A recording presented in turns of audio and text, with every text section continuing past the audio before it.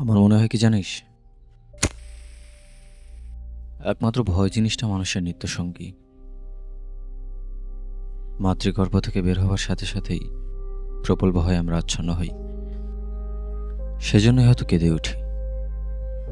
আর সেই থেকে একদম মৃত্যু পর্যন্ত এই ভয় জিনিসটাই মানুষের সাথে থাকে। আমাদের সবার মধ্যে ভয় জিনিসটা বাসা বেঁধে ফেলছে।